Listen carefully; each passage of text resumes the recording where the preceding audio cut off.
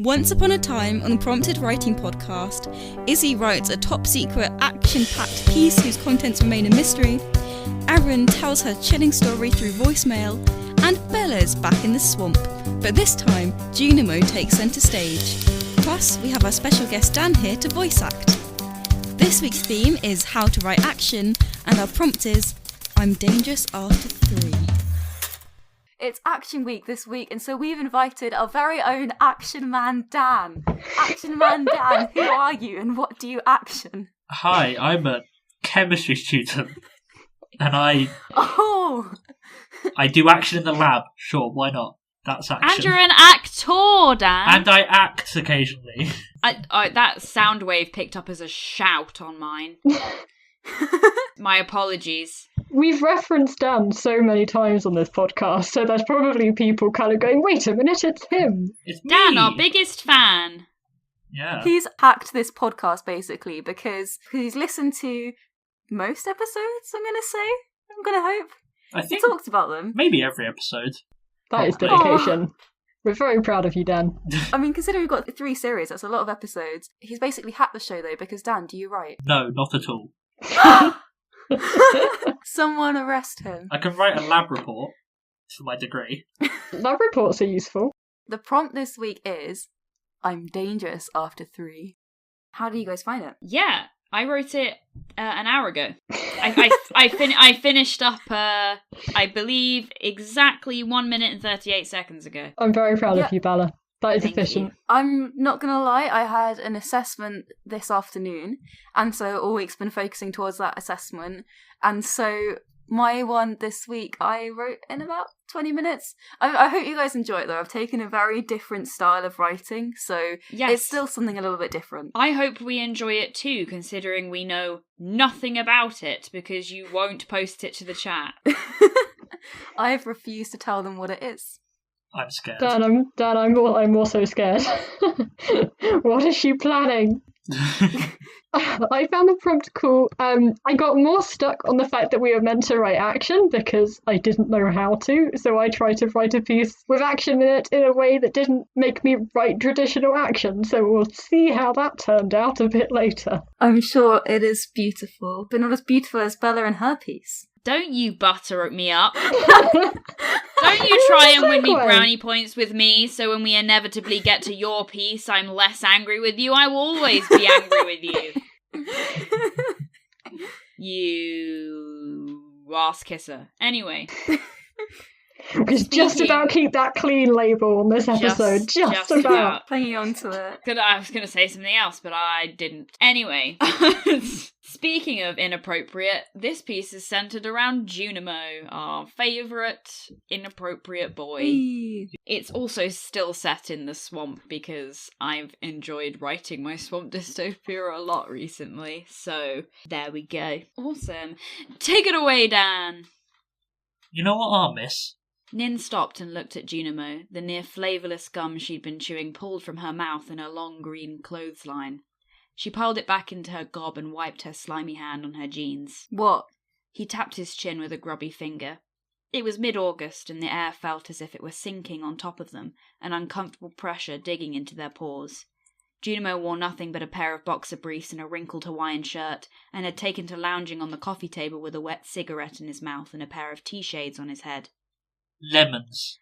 He said finally, spreading his naked thighs. I'll miss lemons. We've got some lemon curd. Said Nin, turning away from the sight of his crotch. Put it on a cracker or something. Junimo groaned and leant back, his head cracking on the table. Nah. He moaned, scratching his stomach. No, I miss proper lemons. His big sister Dixie had used to put sliced lemons on top of everything. Salads, battered haddock, sticky fruitcakes. She'd steep them into their water and tea, put them amidst the ice cubes in Junimo's cherry colas. She'd even used fresh lemon juice to clean the shower heads and taps, to polish the cutlery and buff the hob. Their whole flat had smelled of lemons and cool summer breezes. He missed that little flat. He missed Dixie too. Is that why your face looks like that? Nin teased, still smacking her mouth noisily as she washed the gum round it. All that sucking on lemons. Junimo reached under the coffee table for one of his flip-flops, lobbing it at her. It smacked her right in the forehead just as a scream sounded outside. Ow! She shrieked, rubbing at her nose. You Shut up. dirty. He crawled off his perch and stumbled over to their shaded front window, plucking 2 of the wooden slats apart with forefinger and thumb. His smoke still sagged dumbly over his lower lip. Did you hear that? I did. Mercury said, coming out of the bedroom. They had tied one of their shirts up into a knot about their waist, and their long hair was wrapped up in a violet bandana. It's probably the Patriots. Junimo couldn't make much out through the steam and grime, but there was definitely a group of large, sweaty chauvinists stomping out in the mud. They appeared to be flapping at something with their flat, white hands, heckling and gyrating round it like starved rats. Worse than starved rats. I think they're terrorising someone. Junimo squinted, saw a flash of a nightdress, the curve of a pale face. A girl. Mercury crossed their arms.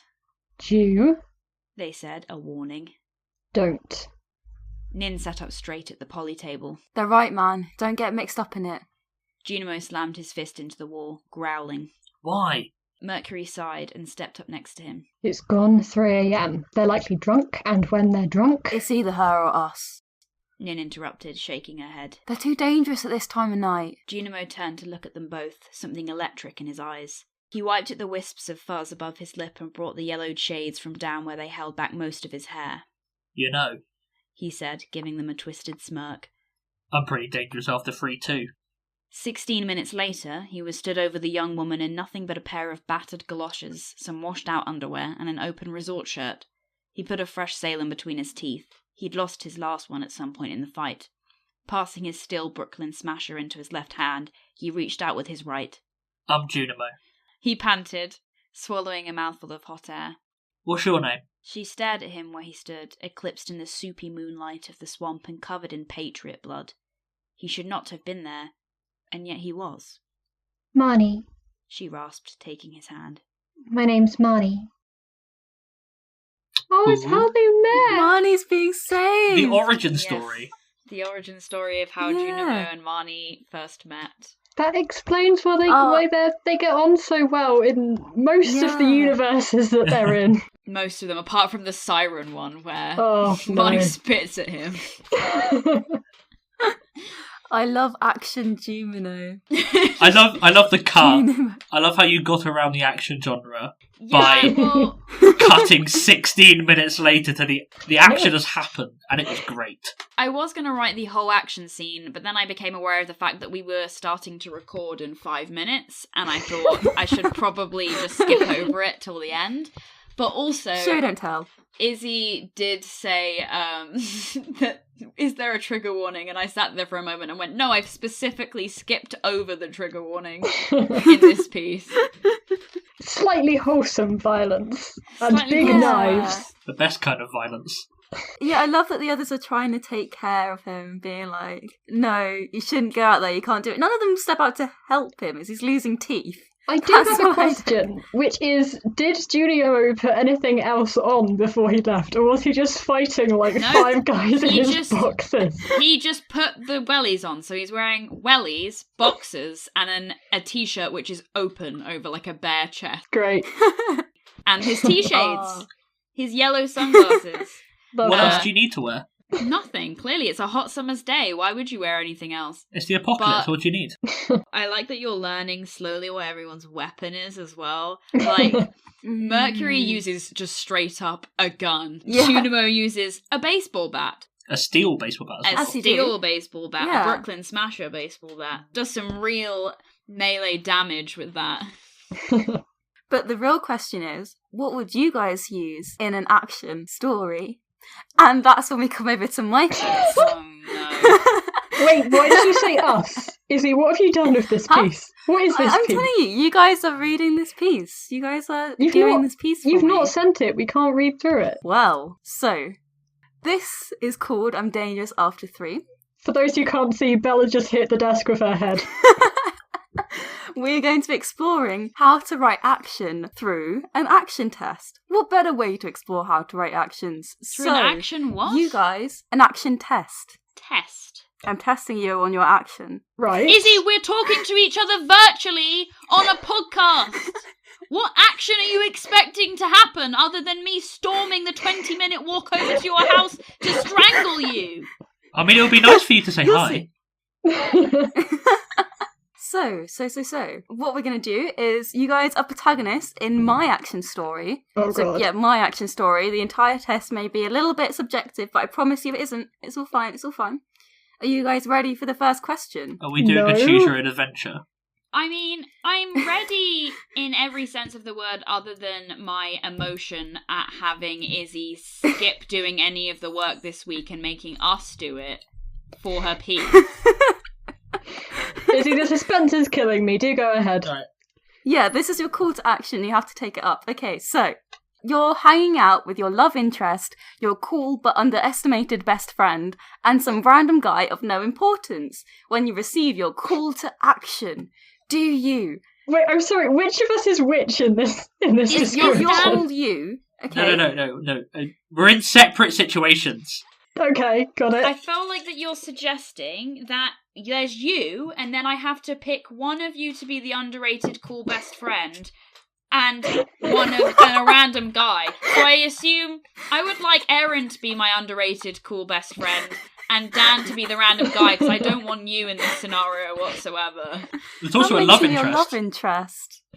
Oh God, no! There's a love interest.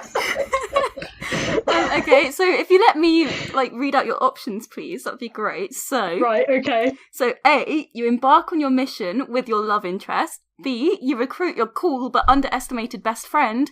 And C, you grab the random guy and go. B. What do you say, Erin? B. I'm taking the best friend with You me. said Obviously. B. What Yeah, did you B. say, Bella? I said B. Why would you get love mixed up You're- in this? Oh, Yeah. saying B. Also, they're underestimated, means they're probably quite good. Like Styles in Teen Wolf. The answer is, of course, C. Because your love interest will be killed off to further your plot, and if you take the best friend, you'll be killed off and they'll take your place. A little bit like Captain America and Falcon, like Spider-Man, Mars Morales, it's obviously C. C keeps you safe because random guy will inevitably take a shot for you for no apparent reason. Okay. What? So, bad choice, guys. Moving on to number 2. So, you throw a few clothes into your rucksack for this adventure. Do you, A, pack inconspicuous gear that you can move in easily, B, your bright logo vomited onto some fabric, and C, different outfits for different scenarios? I mean, I feel Hey. C, but it feels like a trick question. I'm gonna say A. Or is it B, so you're protected by product placement? Oh, that's a very good Oh, point. I was like, am I saying A, and then actually I'm just that extra that gets crushed beneath the building in the fight or something? Well, what was your final answer, Dan? C. I'm for any occasion, I'm ready. Dan, for goodness sake, answer is B because it will help with merchandising. If you can Yeah. sell a lot of merch, then you're likely to get funding for a second film, which gives you enough plot armor to survive through this next So film. we're not talking about realistic action. We're talking about My story. We're talking about generic tropes. tropes. We're going through tropes Yeah. here. Yeah, we're going through tropes now. So you guys are picking it up. You guys are learning. But It's good, it's this good. means that I then don't pick the answer that I would actually pick, and I pick the answer that I think is right according to the trope. Well, it depends how you think Yes, this is scored. I think. So, now we're coming to question 3. While investigating the evil, QWERTY corporations, a shiny black car with tinted windows rolls up to you. Do you A, embark on the high-speed chase, and B, do you call the police?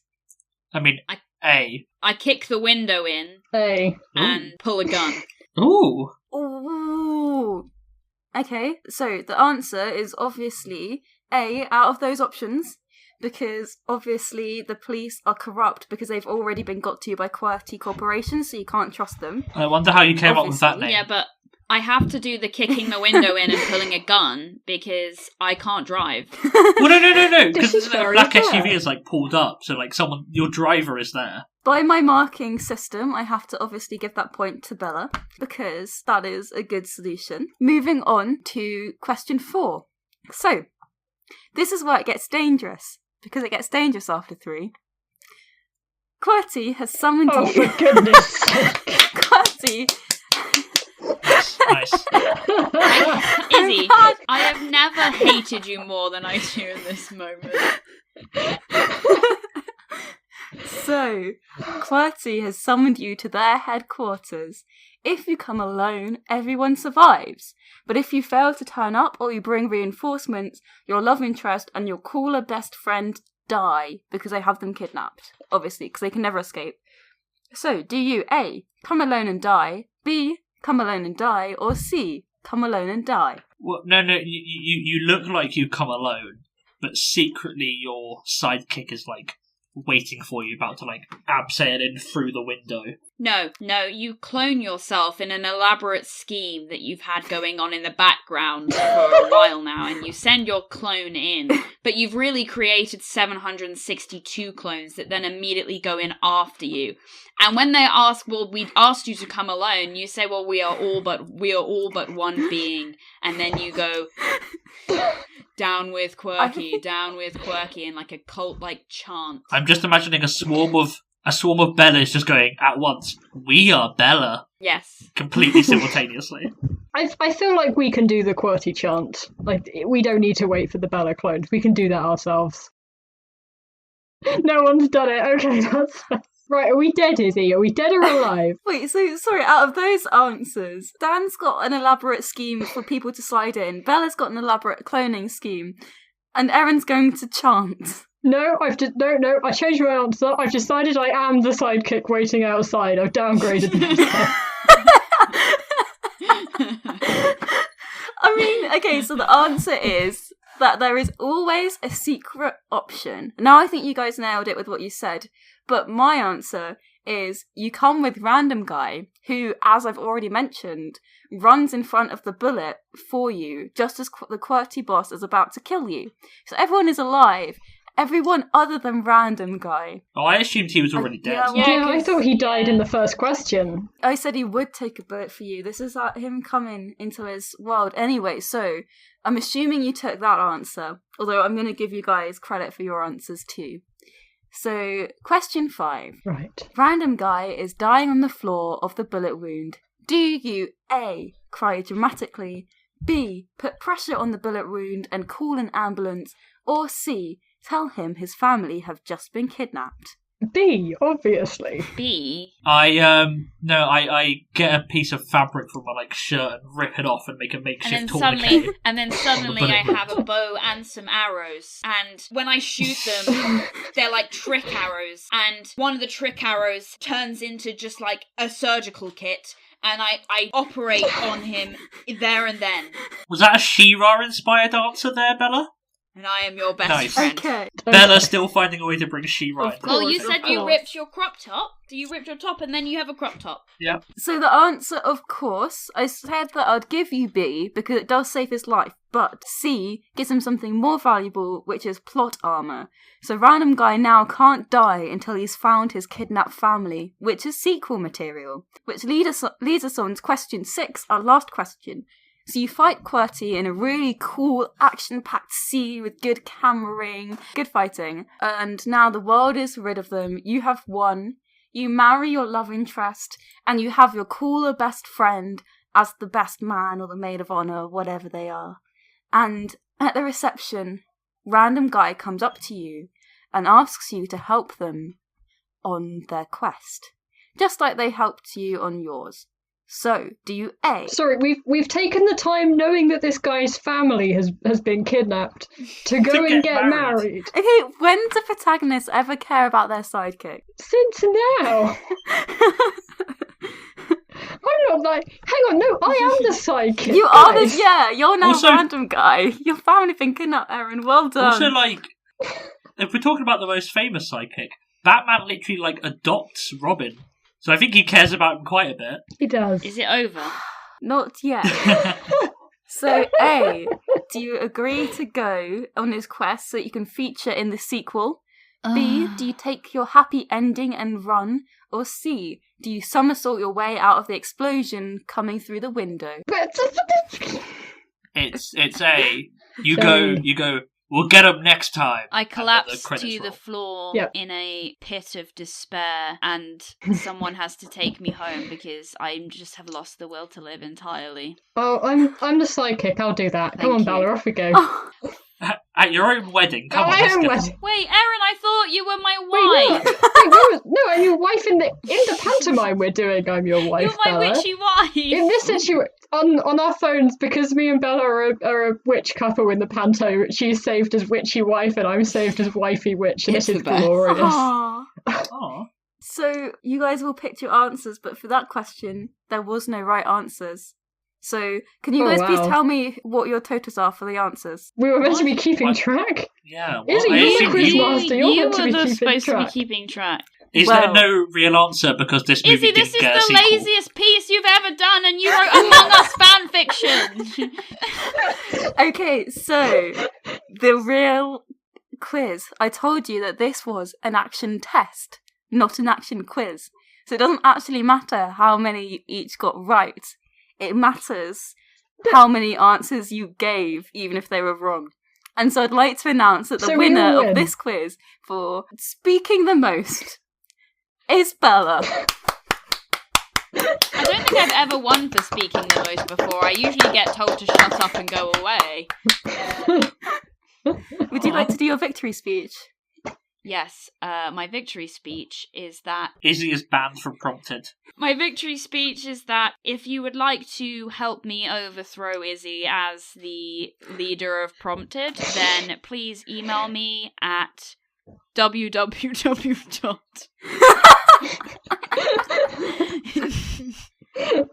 bellaforpromptedqueen.com. I'm sure that after that whole fiasco of a piece, you will very much be on my side. So yes, please email at www.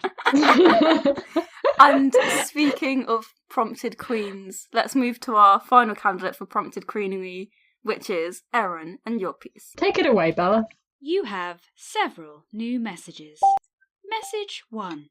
Received yesterday at 8:19 p.m. David, hey, it's Tommy. You left your walkie-talkie on the reception desk again, so drop by and fetch on your next round, okay?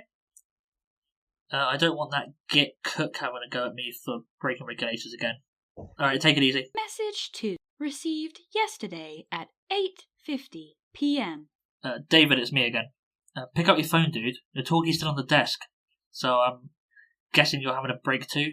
Drown your sorrows? Look, I won't tell the boss, but you've got to get back here and do your rounds. I know how you get after 3 bottles of happy juice. If someone tries to steal weird lab equipment on your watch, I'll get dragged down too, alright? Message 3. Received yesterday at 9:15 p.m. Come on, you're taking the mick now, mate. I know you act like an idiot after 3 drinks, but you know when you act like that? After your shift? You're paying to replace that talkie. I don't know what you hit with it to break it that much, but they're expensive things. Call me back. Message 4. Received yesterday at 9:46 p.m. David, I'm not kidding. You need to get back here. I think someone's broken in. I called for backup and they gave me some guard about not being registered security guard. Idiots. Watch yourself. And answer your damn phone. Message 5. Received yesterday at 9:33 p.m. David, for the love of God, tell me it was you that broke the lab window in a weird drunken rage. Damn it, man! I think something got out. Did they do animal testing in this place? Zeke will kill me if he finds out. Get the animals right lot on our back. Where the hell are you? Message 6. Received yesterday at 9:55 p.m. David. It's massive. I didn't get a good look, but it's huge. I called the police, but I think it's in the corridor. I heard it. Things don't move that fast, Dave. They just don't. I need you to... Message 7. Received today at 7:06 a.m. Hey love, it's me. I thought your shift ended early this morning. If you've gone out for pancakes with Tommy again, can you send me a text? It'll stop me worrying. Oh, anyway, I'll get the kids ready for school and I'll see you for dinner, okay? If you start work at 8 tonight, there's pizzas in the freezer for something quick to eat. See you soon. Wait. Ooh, that turned into a horror piece very quickly. Oh, I love how you crafted that with just messages on the answer phone. I didn't have to write action. I was very happy. Is Dave dead, or is Oh, he he- the monster? He the monster. Oh, I mean, I assumed he'd got eaten, but him being a monster is actually creepier. Let's go with that. Let's pretend I was cleverer than I am. He was drunk something stupid in the lab. Oh no! Yeah, that And works. morphed. Turned into a monstrosity. Can I just say, very well acted, Dan. Thank you. It's almost like it's the reason I'm here. Did you like my answer phone voice, Erin? I loved your answer phone voice, Bella. I thought that was great. This is why I play robots. I love the introducing Jane at the end as well to show that something's happened to poor Tommy. I thought that was really clever. The fact that you don't even need to say that something's happened, we just kind of understand it. Yeah. Especially, it was only partway through the piece that I realised, all of these calls were on the same night. Yeah. Oh yeah, Yeah, they with all the happened timing. in the same night. Mm. Essentially within like 2-3 hours, right? Yeah, Yeah. there's I'm not sure how clear it was. He's meant to be a security guard that's doing rounds. And Yeah. this other Yeah, I got security that. guard's just gone, okay, fantastic, you did. He doesn't seem to know what's going on in the lab. He's just there doing a job. Hmm. He doesn't seem to know if they do animal testing there. Like he's not in the know. He's just happens to be in the wrong place at the wrong time, which is quite cool. He's just doing a job. He's just doing the job. Yeah. I love how both your pieces, how you've like hinted at the action, and the reader can really paint a picture in their mind of what's happening, as opposed to just showing us. And then they did this cool punch thing. I thought that was really effective and really clever. Hmm. I feel like action's very difficult to do when it's not a visual medium. It is. it is. If anyone's read the last Godagry Pleasant book, there's a fight scene that goes on for something like 7 pages, and it's so long. He swung at the first guy, and that guy swung back. And They're fighting a literal deity. It is a very cool fight scene, but it is very long. And now we have Dan's piece. Dan, go. Is he? No. Oh, God. Don't do this to me. That is the end of our show now. So thank you so much, Dan, for coming on and doing the voices. It was a lot of fun to have you on. Thanks, Dan. Thanks for having me. It was a fab time. Thank you so much to all of our writers on today's show, and thank you so much to everyone for listening. I'd like to say a special thanks to Dan the Man for joining us today. This episode was us demonstrating how to write action, so let us know how you guys get on with your action stories. To support us, subscribe to our Patreon, which is www.patreon.com/promptedwritingpodcast for bonus content and shoutouts. And you can also subscribe to our YouTube, which is Prompted Writing Podcast. And you can comment and like and subscribe and all of that great stuff. And be sure to leave us a review telling us what you think if you're on a podcast platform. And for more prompts and writing, find us on Instagram, which is @promptedwritingpodcast. So thank you so much again for listening. I really hope you enjoyed this action-packed show. Bella, hit the outro. That's not our theme tune. Our theme tune's cooler than that.